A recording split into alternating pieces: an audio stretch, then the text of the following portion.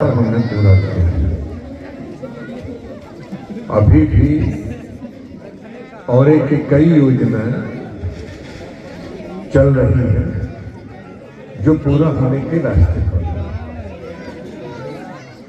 जैसे एक पानी टंकी बना हुआ है और हमको याद है कि बहुत पहले और एक गांव में पानी टंकी की मांग हुई थी और हमने पानी टंकी को यहाँ स्वीकृत कराया।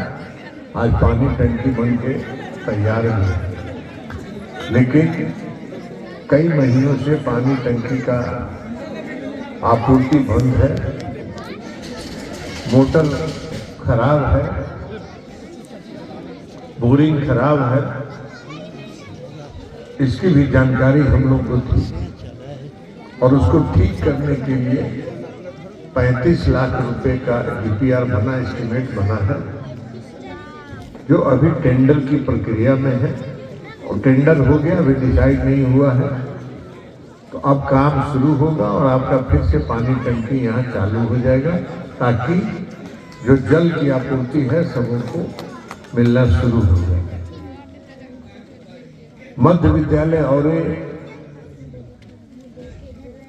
की बिल्डिंग का जो भवन, जर्जर भवन था, उसको भी ठीक करने के लिए 15 लाख रुपए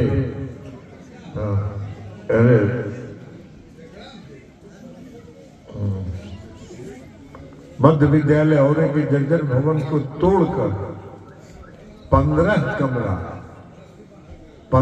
कमरा बनाया जाएगा, जिसको लगभग 1 करोड़ 35 लाख रुपए पर की योजना से वो पूरा विद्यालय अब बन के तैयार हो जाएगा। 10+2 स्कूल जो आपका है,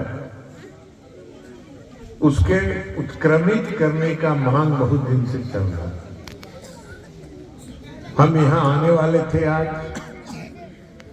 यहाँ आने के पहले हमने कल रात में ही डीएम साहब को कह दिया था कि डीएम साहब और हम चल रहे हैं, आप भी चलिए और वहाँ 10+2 को उत्क्रमित करने का प्रस्ताव राज्य सरकार को भेज दीजिए ताकि उसको हम वहाँ से स्वीकृत करा दें।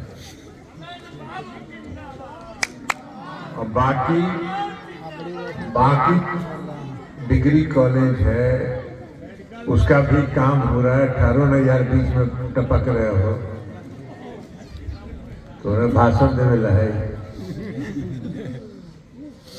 यहाँ पंचायत सरकार भवन नहीं था, 3 करोड़ की लागत से पंचायत सरकार भवन भी बन रहा है। राजस्व कचहरी का निर्माण हो रहा है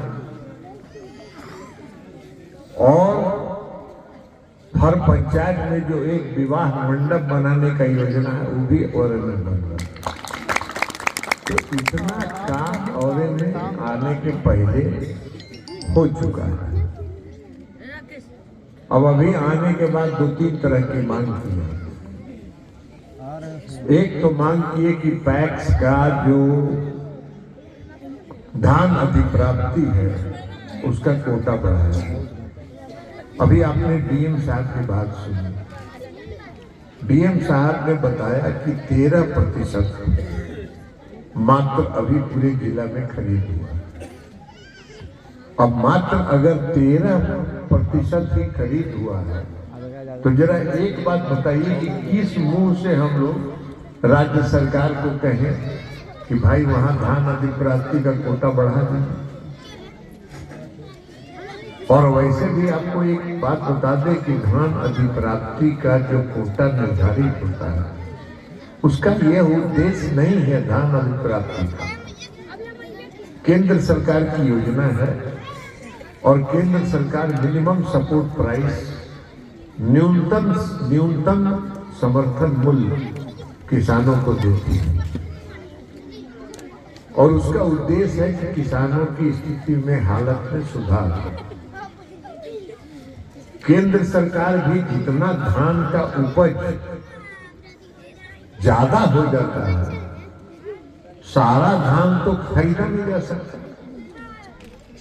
पूरा धान तो केंद्र सरकार खरीद नहीं सकती, तो इसलिए किसानों को एक समर्थन देने के लिए न्यूनतम समर्थन मूल्य चलाया गया। और उसका उद्देश्य एक ही है कि किसानों का, अगर किसी किसान को 100 मन धान हुआ तो 100 मन धान में 25 मन धान मिनिमम सपोर्ट प्राइस के आधार पर धान अधिप्राप्ति के लिए दीजिए और 75% बाजार में, खुले बाजार में दीजिए। 100% किसी किसान को अगर 100 मन धान हुआ और 100 मन धान अगर आप चाहिएगा कि पैक्स खरीद ले, वो संभव नहीं, किसी भी सरकार के लिए संभव नहीं, क्योंकि किसी साल धान का उपज ज्यादा हो जाता है, किसी साल धान का उपज कम होता है। तो अब जब धान का उपज ज्यादा हो जाता है तो स्वाभाविक तौर पर बाजार का भी माल टैक्स में जाना शुरू हो जाता है। जब बाजार का दर नीचे रहता है मिनिमम सपोर्ट प्राइस से, जब सरकार के मूल्य से कम बाजार का मूल्य रहता है, तो सरकार तो योजना चला रही है इसलिए कि किसानों को लाभ हो। अब किसानों के बजाय बाजार का धान खरीद के टैक्स में जाने लगता है। ऐसी परंपरा पर नियंत्रण लगाने की जरूरत है और हम डीएम साहब को कहेंगे कि वास्तव में किसानों तक लाभ पहुंचे, किसानों का धान खरीदो, बाजार का धान खरीद नहीं हो, इसका जरा ध्यान जरूर रखिए। हालांकि अभी डीएम साहब ने बताया कि 13% मात्र खरीद हुआ है जिला में। हो सकता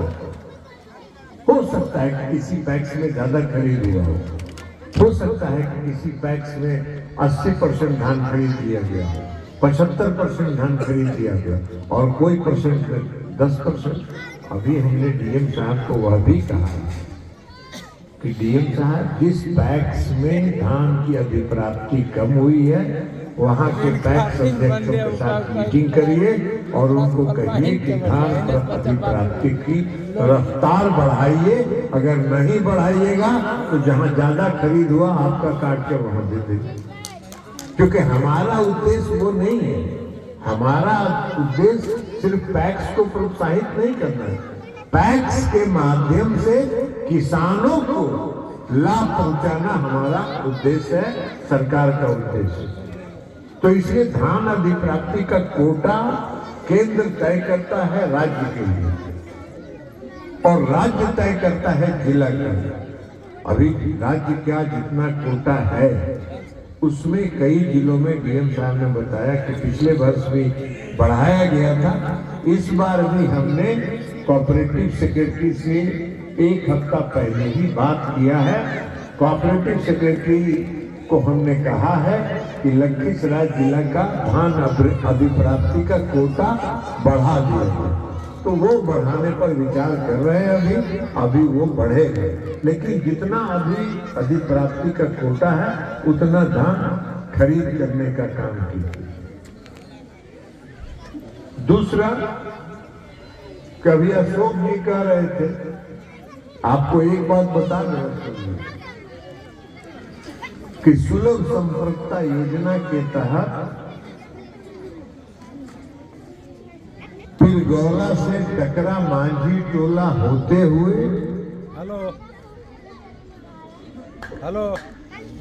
डकरा मांझी टोला होते हुए और पथ के निर्माण का कार्य स्वीकृत हो गया है और निविदा के टेंडर की प्रक्रिया में। एक बार इस सड़क को बन जाने दीजिए।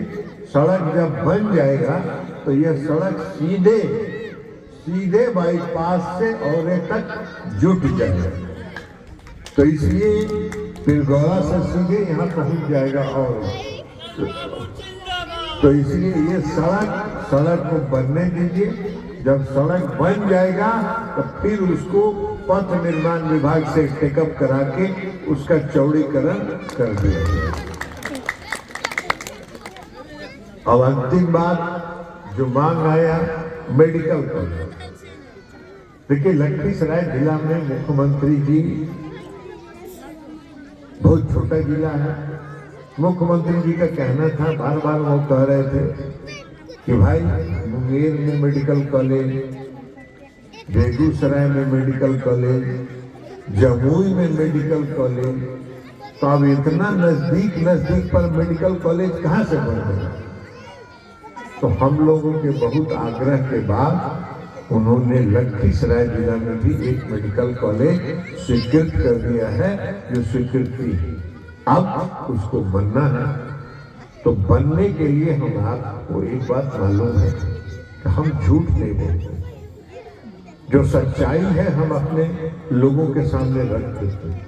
हमने डीएम साहब को कहा है कि डीएम साहब लखीसराय शहर में कोई देखिए जमीन, अगर जमीन उपलब्ध है तो लखीसराय शहर में, और अगर लखीसराय शहर में जमीन उपलब्ध नहीं है तो औरे सबसे लखीसराय के नजदीक है, औरे में उसको विचार करिए।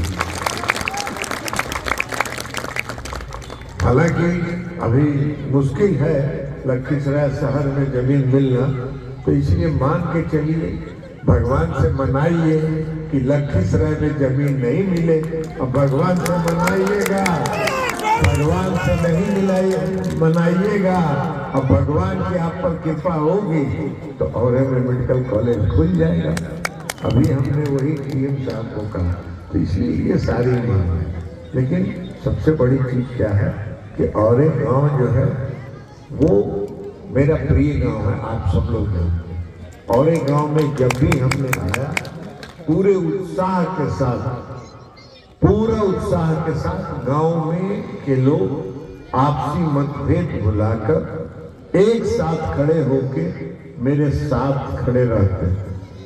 चुनाव में भी बहुत तरह का गांव में राजनीति होता है, लेकिन चुनाव में भी जब मेरा चुनाव आता है तो सारी राजनीति लोग भूल जाते हैं और सारी राजनीति भूलकर एक मुस्त होकर मेरे समर्थन में खड़ा होता है। तो इसलिए औरे गांव तो मेरा प्यारा गांव है ही है, और मेरा प्यारा गांव इसलिए है कि औरे के लोग हमको बहुत ज्यादा प्यार करते हैं। औरे के लोगों का बराबर हमको आशीर्वाद मिलता है, सहयोग मिलता है, समर्थन मिलता है। अब आज हम केंद्र में मंत्री हैं, तो आज हम केंद्र में मंत्री हैं किसके बल पर मंत्री? आपने हमको इतना व्यापक समर्थन दे के हमको जिताते हैं, और हमको जिताने पर हमको भरोसा करते हैं, हम पर विश्वास करते हैं, हमको प्यार देते हैं, हमको स्नेह देते हैं, तो उसके आधार पर आप जिताते हैं। और जब आप हमको जिताते हैं तभी ना हम केंद्र के मंत्री बने, नहीं तो हम अगर यहाँ के सांसद बनवे नहीं करते तो कहाँ से केंद्र के मंत्री बनते? तो आज भारत सरकार के मंत्री बने, ये जो सम्मान मुझको मिला है, ये जो सम्मान मुझको मिला है, उसके हकदार हम नहीं हैं, उसके हकदार आप हैं, पूरे लखीसराय औरे के लोग। लखीसराय एक ऐसा विधानसभा है, हम सबको कहते हैं, हम दिल्ली में जितने लोग हैं, जितने नेता हैं, जितनी पार्टी के नेता, हम सबको कहते हैं कि लखीसराय एक अकेले विधानसभा है जो हमको 72,000, 60,000, 65,000, 68,000, 50,000 वोट से लीड देता है। ये मेरे लिए बहुत सौभाग्य की बात है, और इसलिए लखीसराय विधानसभा क्षेत्र के हर गांव से समर्थन मिलता है, और एक का तो विशेष प्यार मिलता ही है। लखीसराय विधानसभा के हर गांव का हमको प्यार और स्नेह मिलता है, और इसलिए एक मुश्त लोग वोट देते हैं, आपसी मतभेद को भुला के वोट देते हैं। जो हमारे विरोधी भी होते हैं, विरोधी पार्टी से भी हैं, वो सारे लोग भी मेरे नाम पर एक मुश्त हो जाते हैं, 168 वोट करते हैं। ये मेरे लिए बहुत सम्मान की बात है, ये मेरे लिए बहुत सम्मान की बात है, और हम उस सम्मान के लिए आपके हम सदा आभारी हैं, हम ऋणी हैं, और हम इस ऋण को शायद इस जन्म में पूरा चुका सके कि नहीं चुका सके, लेकिन जितना मेरी शक्ति है, मेरी क्षमता है, उससे हम प्रयास करते हैं कि हम आपके विकास में योगदान करें, आपके दुख सुख के साथ अपने आप को जोड़ के रखें और आपके दुख सुख में हम सहभागी बने, उसको दूर करने का प्रयास करें। ये मेरा फर्ज है, ये मेरा कर्तव्य है और उसका हम पूरी ईमानदारी और निष्ठा से उसका हम निर्वहन करते हैं। हम आगे भी हम आपको ये भरोसा दिलाते हैं कि आपका भरोसा कभी टूटने नहीं देंगे, आपके भरोसे पर खरा उतरेंगे और पूरी ईमानदारी और निष्ठा से आपके दुख तकलीफ में, आपके विकास के काम में अपने आप को समर्पित रखेंगे। यह हम आपको भरोसा और विश्वास दिलाते हैं और इसी के साथ हम